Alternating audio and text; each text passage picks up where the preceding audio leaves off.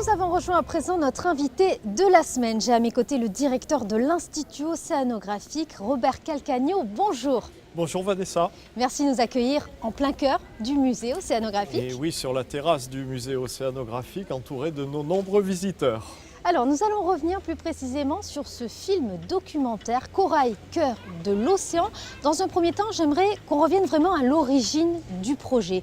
Il est né, il me semble, à l'occasion d'une visite d'État en République des Philippines.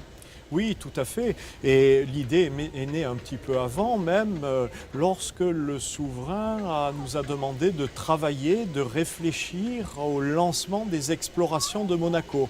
Et donc, cette première exploration sur les récifs de Tubata aux Philippines, c'est en quelque sorte une épreuve, une mission précurseur pour les explorations de Monaco. Et comme les explorations de Monaco, il y a la partie exploration sur le terrain et puis la partie, est-ce qu'on peut l'appeler exploration diplomatique, mais oui, la visite officielle du souverain en République des Philippines, reçue par le président Aquino Bequinho.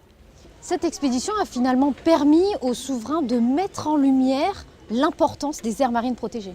Oui, tout à fait. Donc, nous sommes sur cet engagement du souverain de développer les aires marines protégées. Et en fait, ces récifs de Tubata en pleine mer de Sulu sont un des premiers exemples, et un exemple réussi d'un parc marin. En fait, il l'appelait comme ça à l'origine. Aujourd'hui, on dit aires marines protégées. Ces récifs de Tubata sont protégés depuis plus de 30 ans maintenant, et c'est pratiquement un véritable paradis sous-marin. Alors pour revenir sur ce film documentaire, une cause qui vous tient particulièrement à cœur, on voit notamment le souverain poser des balises sur des tortues. Quels sont les enjeux de l'opération ? Alors c'était vraiment le début de l'engagement de Monaco, du souverain, de l'Institut océanographique pour la protection des tortues marines.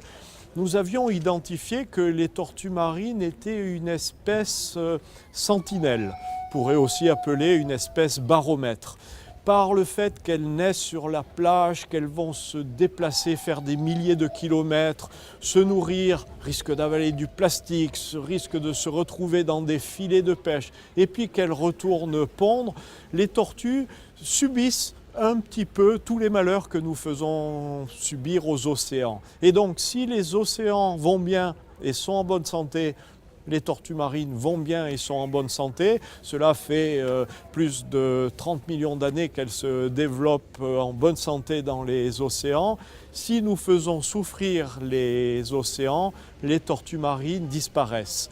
Aujourd'hui, c'est la raison pour laquelle nous avons développé cette étude sur les tortues marines. Or, nous connaissons peu de choses. Nous savons où elles sont nées, où elles reviennent pondre, en général à la même plage, mais entre-temps, on ne sait pas où elles vont. Et donc, grâce aux techniques de transpondeurs satellitaires, nous pouvons maintenant les suivre. Et effectivement, le souverain a collé deux transpondeurs satellitaires, un sur une tortue verte et un autre sur une tortue imbriquée, pour essayer de mieux comprendre. Est-ce qu'elles restent dans les récifs de Tubata, ou est-ce qu'elles vont au Japon ou en Australie ? On souhaite le savoir. Et on aura évidemment les résultats très prochainement, j'imagine. Alors aujourd'hui, d'ores et déjà aujourd'hui, vous pouvez suivre les tortues marines sur notre site internet. Ah, ça, c'est important. Mais par contre, pour l'instant, elles sont restées dans le récif de Tubata. Elles ne sont pas parties pour une longue migration. Alors à la fin du reportage, on découvre des enfants locaux. Est-ce que c'est important de faire passer ce message finalement aux générations futures ? Alors toujours le même message. Nature et humanité, homme et océan. L'un ne va pas sans l'autre. Et donc dans une exploration, nous avons une partie nature, nous avons une partie diplomatique et nous avons systématiquement une partie contact avec la population. Et là, nous avons cette aire marine protégée de Tubata qui est à peu près 100-150 km d'un petit village perdu au milieu de la mer qui s'appelle Cagayancillo. Et dans le temps, les pêcheurs de Cagayancillo allaient pêcher et peut-être surpêcher dans les récifs de Tubata. Et ils se sont aperçus qu'au bout d'un moment, il n'y avait plus de poissons. Et donc, il y a un équilibre qui s'est passé entre Tubata, qui est protégé, et cette petite île, ce petit village de Cagayancillo, où Tubata, qui est en bonne santé, sert un peu de pépinière, de nurserie. Donc les poissons vont se reproduire à Tubata et ils refont faire un tour à Cagayancillo où les pêcheurs locaux peuvent les prendre, les pêcher et nourrir leur famille avec. C'était très important pour le souverain de venir expliquer cela, mais aussi de venir apporter des équipements de plongée aux enfants, de leur apprendre à plonger avec un masque et un tuba, et aussi de leur montrer ces fameux récifs de Tubata avec notre système de vidéo 360 degrés. Leur réaction était absolument formidable et très touchante à voir.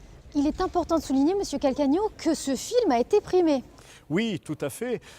Après une présentation en avant-première au sein même du musée océanographique, en présence de Son Altesse Sérénissime le Prince Albert II, nous donnons bien sûr l'exclusivité première à Monaco Info, mais nous avons pu montrer ce film dans des festivals, et notamment le Festival de l'image du monde sous-marin, le Festival international de l'image du monde sous-marin qui s'appelle Galatea, et nous avons eu la belle surprise de voir que ce film avait gagné le prix spécial de l'environnement. Alors ceci est intéressant parce que grâce à ce prix, nous avons pu signer un contrat de distribution internationale et donc ce film va être repris et diffusé dans de nombreuses chaînes internationales. On peut dire finalement que cette expédition renoue vraiment avec les explorations du prince Albert Ier. Et voilà, c'est le début, on renoue avec, on se rappelle ce que faisait le prince Albert Ier et on prépare les explorations du prince Albert II. Robert Calcagno, merci pour cet éclairage, c'était un plaisir, merci beaucoup. Merci beaucoup Vanessa. Quant à nous, nous quittons sur la météo suivie de ce film documentaire intitulé Corail, cœur de l'océan. Alors surtout restez avec nous. Très bonne soirée à tous sur Monaco Info.